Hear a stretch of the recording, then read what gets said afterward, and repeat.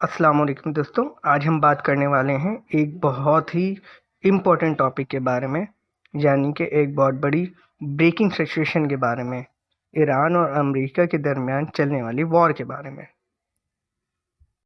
International reports کے مطابق یہ کانفلکٹ فروری 2026 کے اینڈ میں اسٹارٹ ہوا، جب امریکہ اور اسرائیل نے مل کے ایران پہ اٹیک کر دیا۔ اس کے بعد ایران نے بھی جواب میں میزائل اور ڈرون سے اٹیک کر دیا۔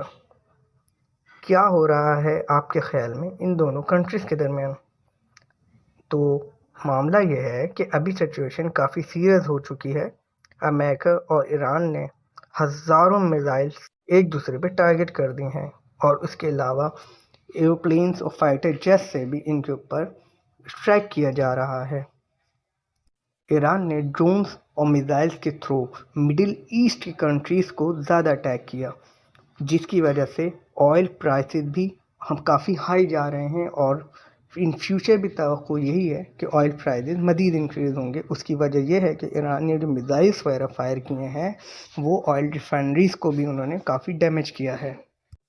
اس وار کی وجہ سے گلوبل ٹینشن بھی کافی بڑھ گئی ہے۔ اس کی وجہ یہ ہے کہ آئل پرائسز کا بہت زیادہ انکریز ہو جانا، گولڈ کا ریٹ کا بڑھ جانا، اور ہر کنٹری میں انرجی کرائسس، جن میں آئل اور گیس، اسپیشلی پاکستان میں آئل اور انڈیا میں آئل اینڈ گیس کرائسس پیدا ہو گیا ہے، جس کی وجہ سے عام جنتا کافی ڈپریشن میں ہے، کافی ٹینشن میں ہے۔ دنیا بھر کے لوگ اس وار کو دیکھ کے یہ سوچ رہے ہیں کیا یہ ورلڈ وار 3 بن سکتی ہے۔ ایکسپرٹ کے مطابق اگر یہ وار کنٹرول نہیں ہوئی تو یہ بڑی جنگ میں تبدیل ہو سکتی ہے، یعنی گلوبل وار میں